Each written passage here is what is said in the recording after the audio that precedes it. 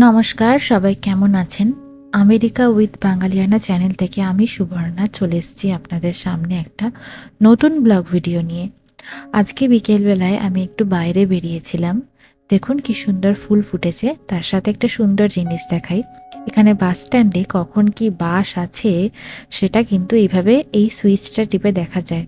এটা হয়তো আমি আপনাদের আগে একবার দেখিয়েছিলাম। এই যে এই বোর্ডটা দেখা যাচ্ছে, পরপর কি বাস আছে, কত মিনিট পর, সেগুলো এখানে সব কিছু ভিজিবল হয়। তো এই সিস্টেমটা খুব ভালো, তবে এটা সব জায়গায় নেই, কিছু কিছু জায়গায় আছে, কিছু কিছু বাস স্টপেজে আছে, যার জন্য আপনি এখানে যখন ওয়েট করবেন তখন আরামসে জানতে পেরে যাবেন যে কখন কটার সময় বাস আসবে এবং আপনি কোন লাইনে বাস ধরবেন সেটা তো আপনাকে আগে থেকে জানতে হবে। ম্যাপ দেখে ভুলভাল বাসে উঠে গেলে কিন্তু হবে না। তো যাই হোক, এরপরে আমি দেখাই, আমি বিকেলে হাঁটছিলাম, তারপরে দেখছি দুটো হরিণ রয়েছে। প্রায়ই ওদেরকে দেখতে পাই, তবে যেদিন খুব ঠান্ডা থাকে বা বৃষ্টি হয়েছে সেই সব দিনগুলোতে ওদের কিন্তু বেশি করে দেখা যায়। এই দেখো, আজকেও আমি দুটো হরিণকে দেখলাম এখানে। কি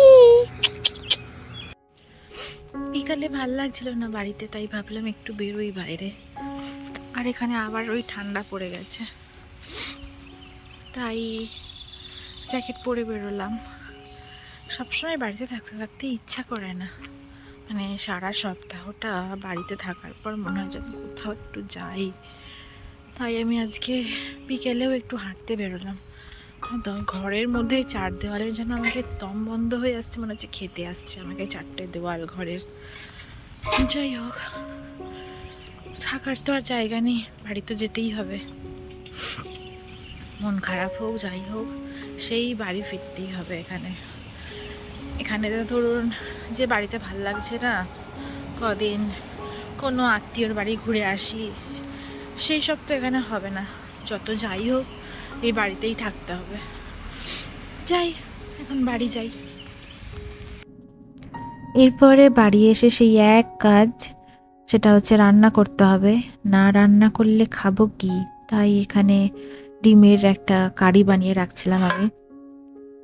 বেসিক কিছু মশলা দিয়ে বানাচ্ছিলাম। এটা বানাচ্ছিলাম ঝিঙে দিয়ে।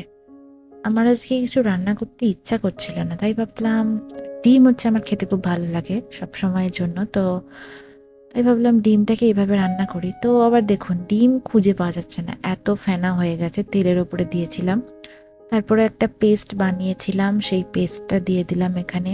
ওই সাদা তিল, কাজু বাদাম এসব দিয়ে একটা পেস্ট বানিয়েছিলাম। দেখতে কিন্তু খুব সুন্দর হয়েছিল এটা। তারপরে একটু টক দই ফেটিয়ে দিয়ে দিলাম।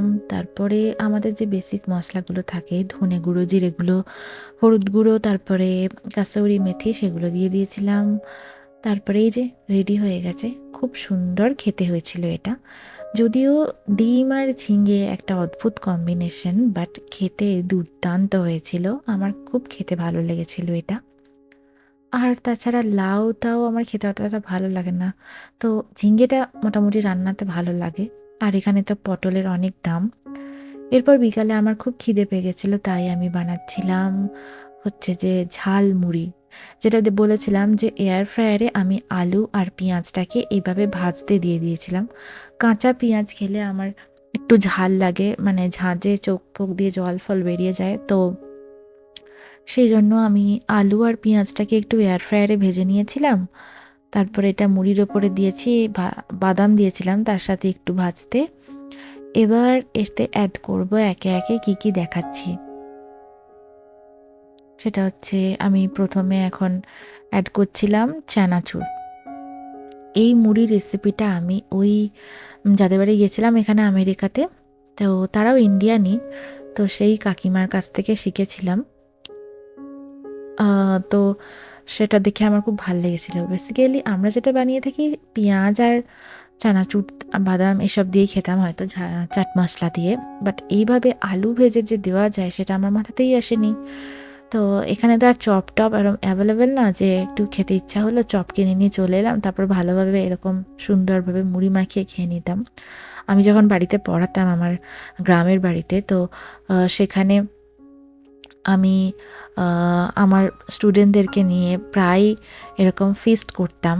মুড়ি ফিস্ট করতাম, তারপরে আহ, আমার নাচের স্টুডেন্টদেরকে নিয়ে মুড়ি ফিস্ট, বিরিয়ানি ফিস্ট করতাম। তো মুড়ি ফিস্ট তো চপ টপ আমরা গ্রামের দোকান থেকে কিনে নিয়ে চলে আসতাম, তারপরে এইভাবে বাড়িতে সরঞ্জাম করে মাখিয়ে তারপরে সবাই মিলে খেতাম, খুব মজা হতো। আর যখন বড় ধরনের ফিস্ট করতাম, যেমন বিরিয়ানি টিরিয়ানি, তখন তো আমার একটাই ভরসা ছিল দিদি। দিদি খুব সুন্দর বিরিয়ানি বানাতো, তো দিদি রান্না করে দিত আর আমরা সবাই মিলে মজা করে খেতাম। আমার বাচ্চা টাচ্চা দিয়ে মানে ওদের সাথে সাঙ্গপাঙ্গদের সাথে সবসময় খেলা করতে আর থাকতে বেশ ভালোই লাগতো। ওই লাইফটা আমি বেশ ভালোই এনজয় করতাম। তো যাই হোক, এখানে আমি এবার একটু আমের আচার দিয়ে দিলাম। এই আচারটা আমি রিসেন্টলি ইন্ডিয়ান মার্কেট থেকে কিনে এনেছিলাম। এবার এই পুরো মুড়িটাতে আচারেরই কামাল, তো আচারটার জন্যই মুড়িটা দুর্দান্ত খেতে হয়েছিল। আজকের ভিডিওটা আমি বেশি বড় করছি না, কেমন লাগলো সবাই অবশ্যই জানাবেন। সবাই ভালো থাকবেন, সুস্থ থাকবেন, টাটা।